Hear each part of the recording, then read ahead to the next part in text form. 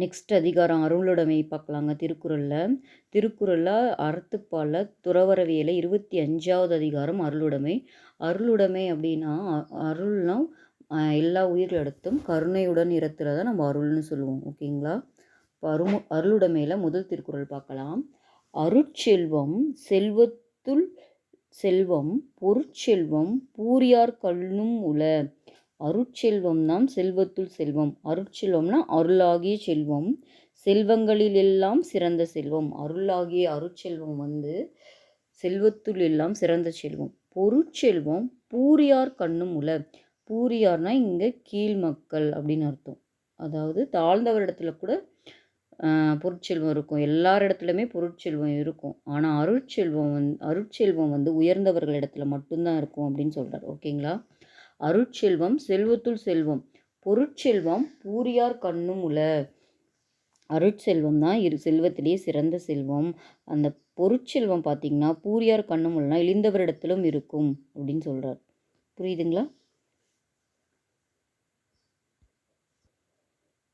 பொருள் பாருங்க.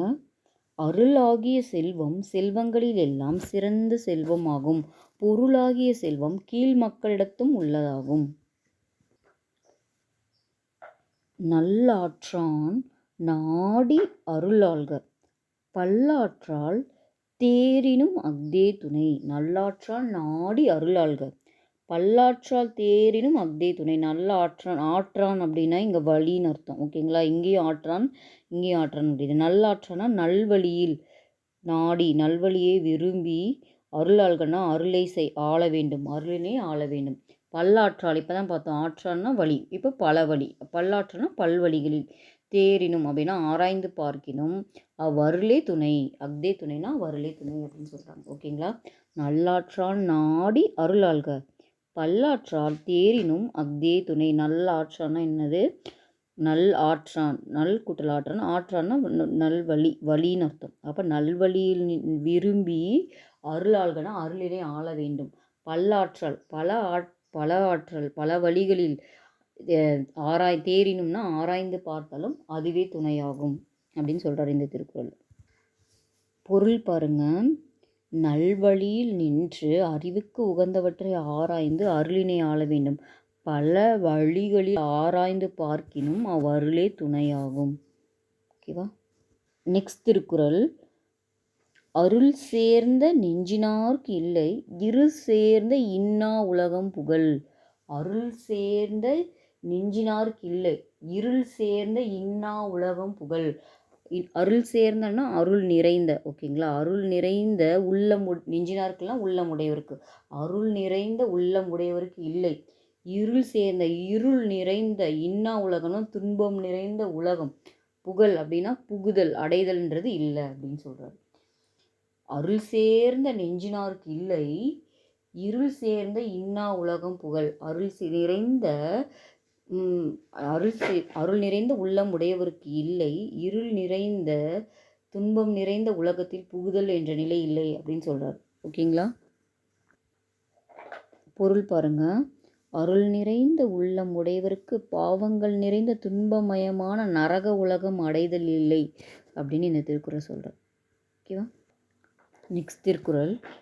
மண்ணுயிர் ஓம்பி அருள் ஆழ்வார்க்கு இல்லென்ப தன்னுயிர் அஞ்சும் வினை. மண்ணுயிர் ஓம்பி அருள் ஆழ்வார்க்கு இல்லென்ப தன்னுயிர் அஞ்சும் வினை. மண்ணுயிர்னா நிலை பெற்ற உயிர்கள். ஓகேங்களா?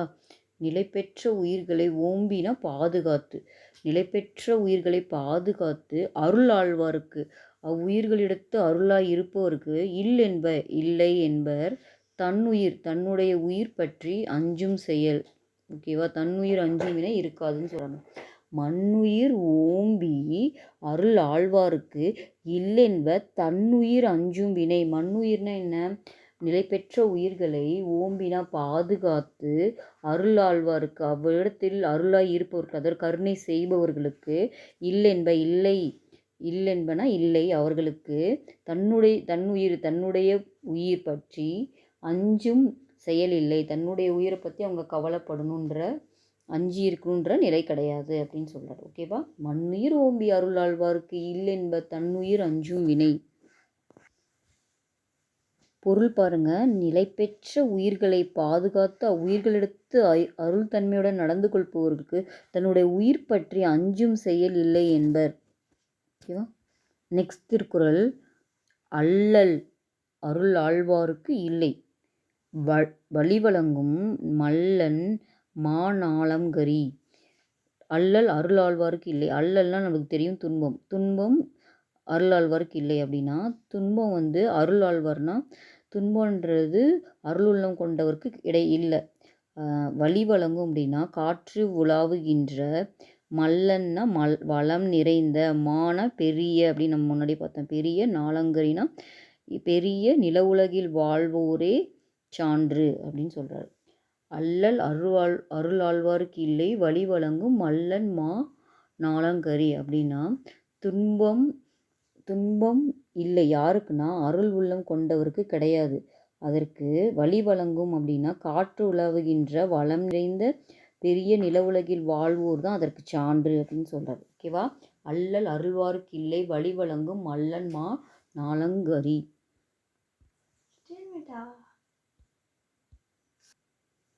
பொருள் பாருங்க, அருள் உள்ளம் கொண்டவருக்கு துன்பம் இல்லை, காற்று உலாவுகின்ற வளம் நிறைந்த பெரிய நில உலகில் வாழ்வோரே அதற்கு சான்று அப்படின்னு சொல்கிறார்.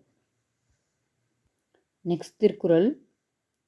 பொருள் நீங்கி பொச்சாந்தார் என்பர் அருள் நீங்கி அல்லவை செய்து ஒழுகுவார். பொருள் நீங்கி பொச்சாந்தார் என்பர் அருள் நீங்கி அல்லவை.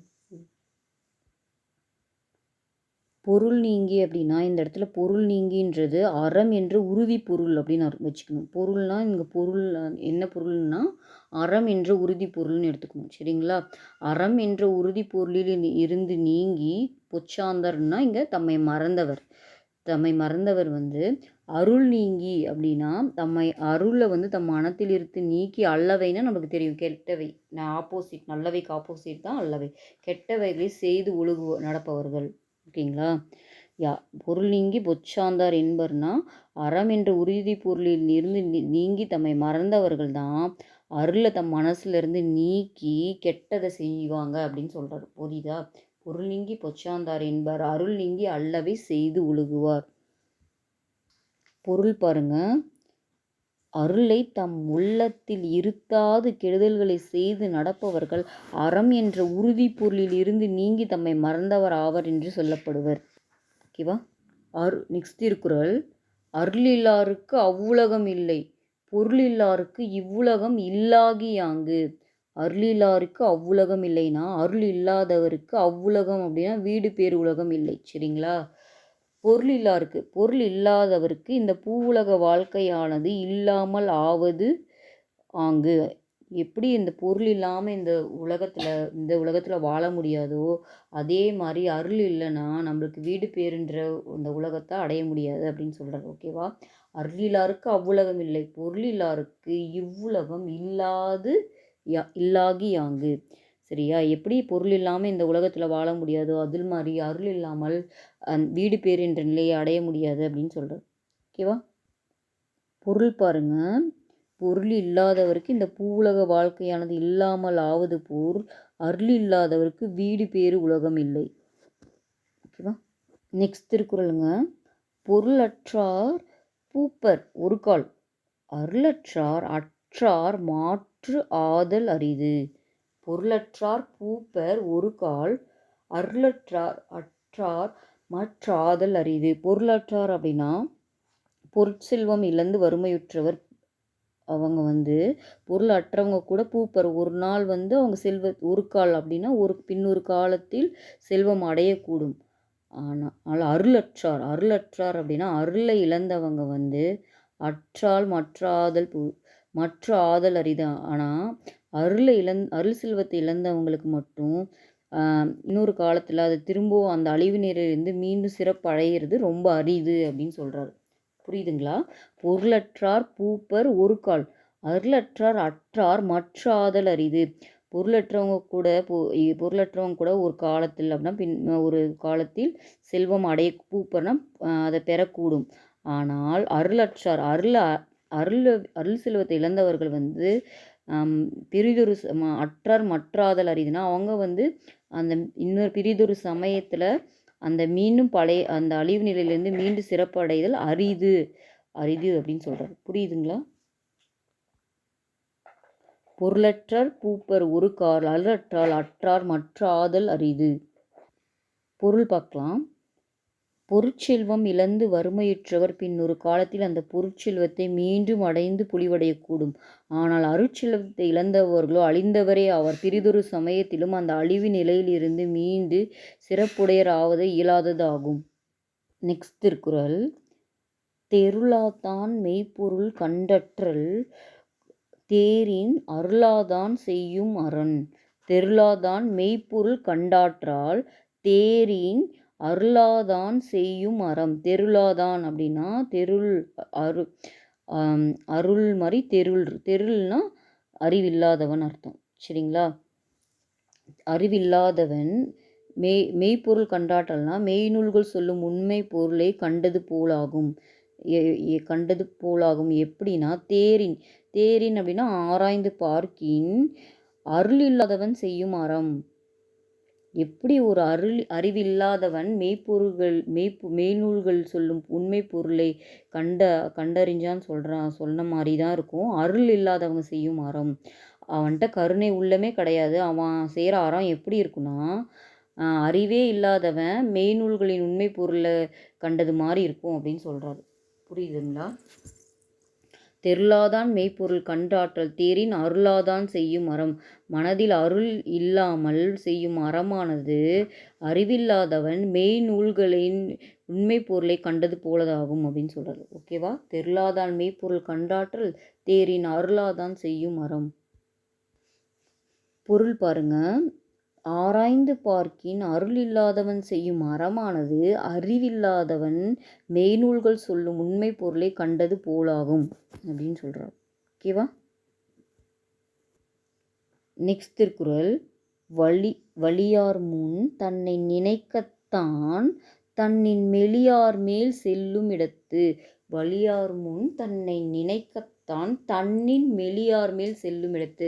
வலியார் முன் அப்படின்னா தன்னை காட்டும் வலியவர் முன் தான் அஞ்சி நிற்கும் நிலையினை நினைத்து பார்க்க வேண்டும். எப்போ?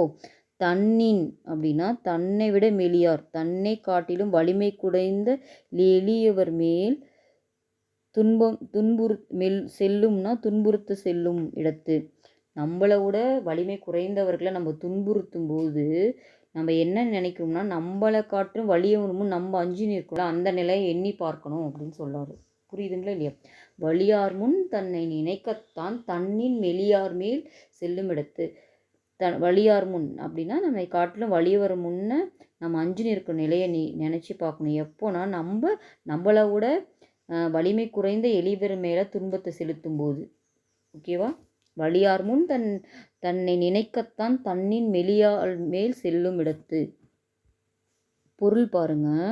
அருள் தன்மையின்றி ஒருவன் தன்னை காட்டிலும் வலிமை குறைந்த எளியார் மேல் துன்புறுத்த செல்லும் சமயத்தில் தன்னை விட வலியவர் முன் தான் அஞ்சி நிற்கும் நிலையினை நினைத்து பார்க்க வேண்டும் அப்படின்னு சொல்றாருங்க. இதோட அருளுடைமை முடியுது. நன்றி.